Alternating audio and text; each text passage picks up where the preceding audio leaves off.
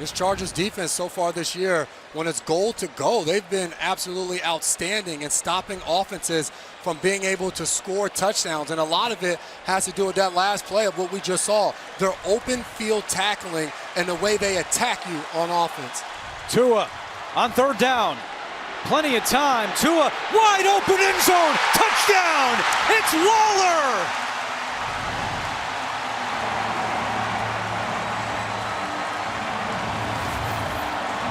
Darren Waller with his 4th touchdown of the season. And we are tied at 26. Darren Waller is going to come from the left side of the field. We're going to see him right there. He's going to run the gamut, run all the way across.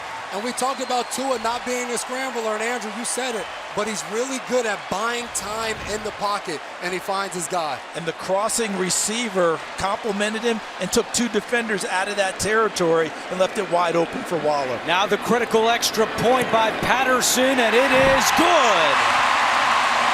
Miami up by 1. And how about Tua on that drive?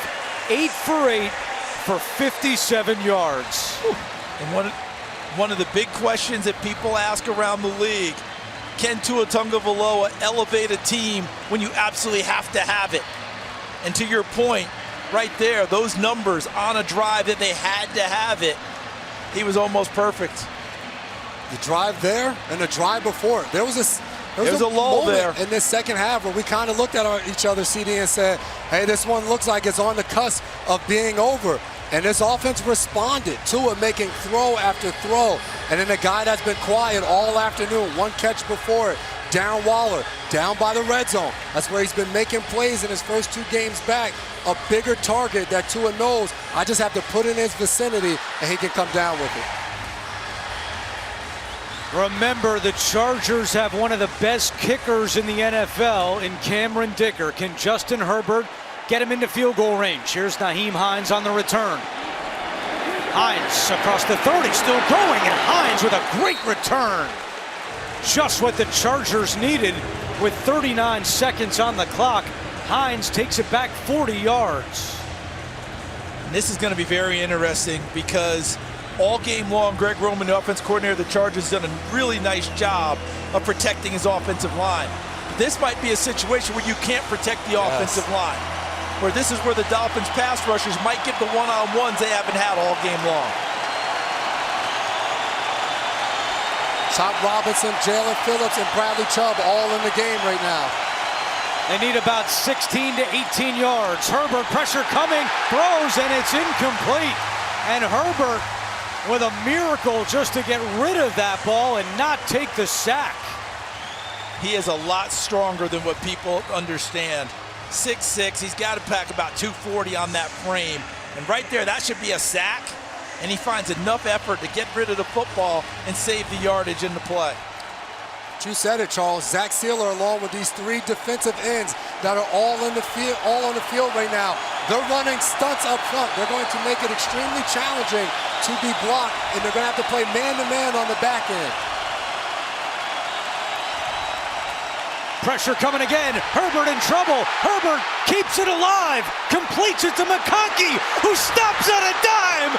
There he goes. McConkey inside the 20. How did Herbert do it?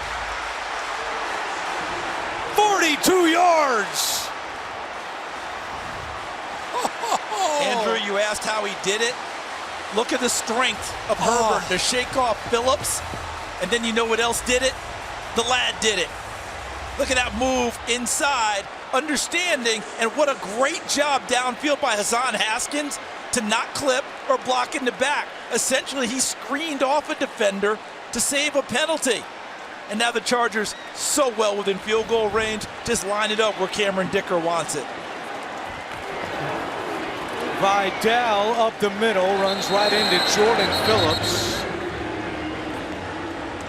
And Miami has called the timeout.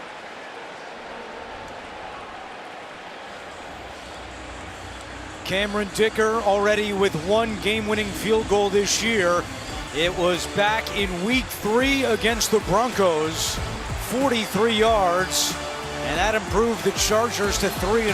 They have not won since. And I'm sorry, Andrew. You remember what helped set that up? Penalty, leveraging. The Denver game was Herbert breaking out of the pocket when they thought they had a sack and firing that dart to Keenan Allen to give him an opportunity. And now here we are again. All you want to do is bleed clock, bleed timeouts, and have Dicker come on the field if you're the Chargers. Vidal again right up the middle. Benito Jones, Matthew Butler on the tackle. Mike McDaniel calls another timeout. And now each team with one timeout remaining. Man, and if you're the Miami Dolphins, you couldn't have drawn it up or been in a better situation. Your best pass rushers on the field, an opportunity. In those first two plays, they get home, get contact on Justin Herbert, and you guys said it all. His ability. And Charles, you started this game off and you gave the keys to the game. And you talked about, for the Chargers, Justin Herbert, the creativity. What was he going to be able to do with the ball in his hands of being able to buy extra time and create? And this drive, him getting rid of the ball on first down and then making that throw on second down, the creativity. There are 13 seconds left, and it's third down. Third straight run for Los Angeles. And the clock is stopped with 9 seconds to go. And in case you're wondering about that run there, remember it's going to come back to the hash mark. Yep. And as a general rule, kickers who are right-footed, they like to draw the football. So they want to sweep it from right to left anyway. So that would be right in the spot that Cameron Dicker would like it. Dicker is 4 for 4 on his field goals today. Remember, he has not missed in his career inside of 40 yards. I mean, your odds are long if you're the Dolphins. It was a Miami timeout, so they are out of timeouts. Dicker from 33 yards away.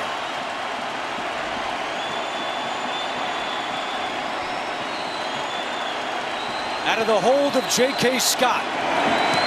Dicker's kick on line. It is good.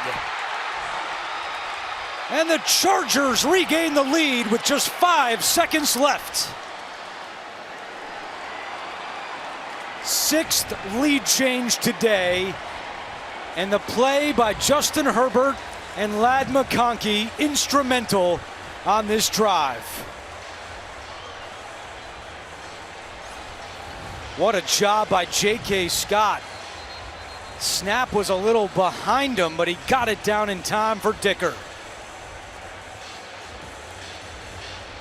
The specialists have to be special when they're called upon. They spend a lot of time together, don't they? And that's why you had to spend that time. That's why it's evolved to where the punter does the holding. Because you get that extra practice time, you don't have to take away a quarterback from it, which used to be the whole thing. Your backup quarterback was your holder. I love the strategy now on kickoff for the Chargers. Do you just kick the ball high and try to kick it and do a touchback? Do you put it in the field of play and let the 5 seconds run out there, but run the risk of getting a big return? We've seen it done so many different ways so far this season with the dynamic kickoff. I'm trying to kick it to one side or the other, a corner part, but I want the ball high and in the field of play. I want that clock running. And Dicker with a touchback.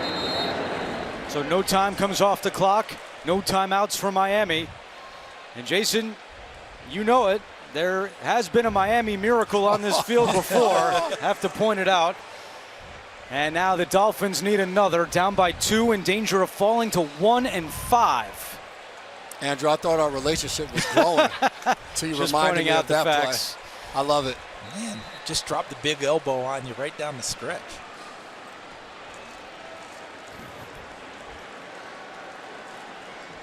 Look at everybody back here. And you're not taking out a big guy on offense to make the play. You make sure you have your defenders out there. It's intercepted on the play. Derwin James. And that will do it. How come the clock never started? As the Dolphins are booed off the field, Tunga Vailoa with his 3rd interception of the day, and the Chargers end a 2-game losing streak while Miami falls to 1-5. the probability of scoring there is very low, but give yourself a chance. You only have one play in these situations that you rep week after week after week. The main ingredient is you have to get the play started. I don't know whose fault that was, receiver, quarterback, but that's just bad. They were throwing underneath and planning the lateral play. This is what this was going to be. Rather than trying to throw it deep and hope to get the hope play, they were hoping to put it in the hands of a playmaker and see if you can get the laterals, missed tackles, all those other things. But to your point, Jason, it never got started. Justin Herbert throws for 264 yards and 2 touchdowns as the Chargers go to 4-2 on the year. They will host the Colts next week.